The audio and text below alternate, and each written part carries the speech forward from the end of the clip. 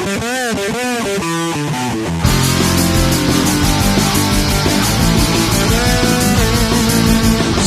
was my never-ending baby. Looking for a silence. Good morning, Ronnie. I just calling you to tell you that my car is broken down. I started this morning and then it just died on me, so I've got to just find out what it is. And as soon as I've got it fixed, I'll be in at work. See you later. Listen, my China, there's no time for excuses. I'm running a tight ship from this side, eh? This workshop, the things have to get out ASAP. I don't want no back chat, no stories. I expect to see you in the next 5 minutes, my China. See you now. So, if you've had a work situation like that, let's get into it. Let's see what the Bible has to say about it.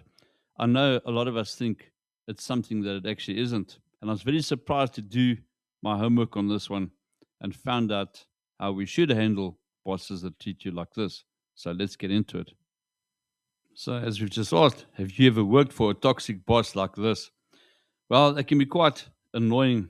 I mean, the kind that says one thing to your face and another behind your back, or just says it like it is, like in this scenario I just showed you.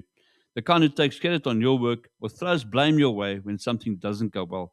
Even if it wasn't your fault, maybe you have a boss who yells and stomps like an idiot. Or maybe your boss flat out just doesn't care about anything other than himself or herself. I've, in my past, worked for a few bosses that I have plenty of stories. But anyway, working for a toxic boss feels heavy and it's draining. You may feel half dead when you get home at night, and you dread the thought of going to work or logging on to your heart rate may start or quicken when you interact with them, because you don't know what kind of mood they might be in. It's stressful, hard to stay focused, and sometimes it even takes a toll on your personal relationships or your health. As a Christian, what should you do if you have a toxic boss? It's not always as simple as find another job. As we know, in today's times, getting jobs is not that easy. That may be what God is calling you to do, but He also may be calling you to lean into this difficult season so that you can grow in your faith and Christ-likeness. So I'm not here to tell you whether you should stay or go. That is between you and God. What I will do is point you back to Jesus and the truth found in Scriptures, so long as you're working for a toxic boss. So let's start with 1 Peter 2, verses 11 to 25.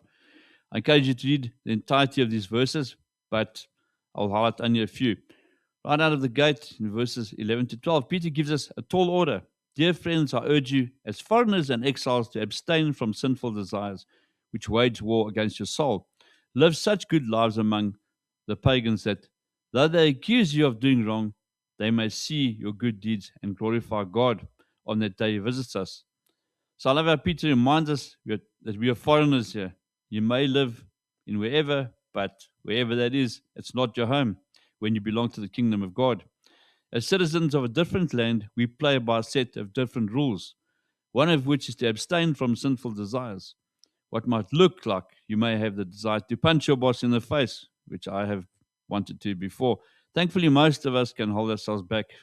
But what about complaining to your boss, to a co-worker? You may justify it by calling it venting. But what you're really doing is planting seeds of negativity in the heart of your co-worker. What about thinking snarky thoughts about your boss? What about rolling your eyes as you walk away from him? If you are to be honest, it can be hard to resist these seemingly small behaviors, but notice that's why Peter says these desires wage war against your soul. This is a war. It's easy to forget the seriousness of warfare when it comes to little whispers in your ear. Don't fall for it. Then Peter talks about slaves and masters in today's terms. Apply this to your employees and bosses. In verse 18, he says, submit yourselves to your masters, not only to those who are good and considerate, but also to those who are harsh. Later in verse 20, if you suffer for doing good and endure it, this is commendable before God. So Peter's actually saying we're just supposed to suck it up when we have a toxic boss? Check out what he says in the next verse, 21. To this you were called, because Christ suffered for you, leaving you an example that you should follow in his steps.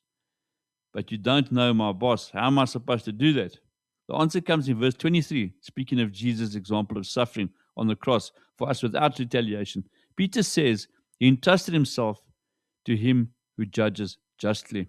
As Christians, we are to submit to the authorities of our leaders, even the unjust and toxic ones, resisting the typical worldly response, because we trust in God's promise to judge justly. When we give in to sinful desires, a couple of things happen. You are taken over as a judge. You are missing out on God's blessing, and you are squashing the chance that your boss or co-workers see Jesus in you. Think about that. So let me ask you a tough question. What would you rather have? The momentary pleasure of venting about your horrible boss, to the eternal reward of being commendable before the real judge because you chose to be respectful? I get it's a difficult thing to do, to respect someone who has not earned it. But Peter shows us that God is calling you to respect a position of authority, which you demonstrate by showing respect to the person in that position. Remember, we play by a different set of rules, not by the rules of the world. There's a clear biblical call for us to submit to your boss, and while your head might understand and your heart may not be on board yet, that's okay. Peter knows you're going to feel those sinful desires. Otherwise, you would not have needed to urge anyone to avoid them. What you can do to help your heart catch up, you can pray. Pray both that your heart be changed and your boss. In Matthew 5, verses 44, Jesus tells us, love your enemies and pray for those who persecute you. I'm not going to lie, sometimes that is incredibly hard to do, as we know. Sometimes my prayers for difficult people come out sounding more like asking God to heap burning coals upon their heads, or like David asked for him to destroy all my foes. It's a start, but it reveals more about your heart than anything else. Instead, ask God to help you see your boss as he sees them. God sees a person with wounds, insecurities, and fears on the inside that manifest and really bad leadership on the outside. God sees a valuable soul that he created who is dearly loved, as are you, and the one who needs Jesus at the exact same time as you do. So next time your boss gives you a hard time, think about this. It's not difficult, but remember, we play by a different set of rules. The writer of Hebrews says it well in chapter 12, verses 14 to 15. Make every effort to live peace with everyone, to be holy. Without holiness, no one will see the Lord.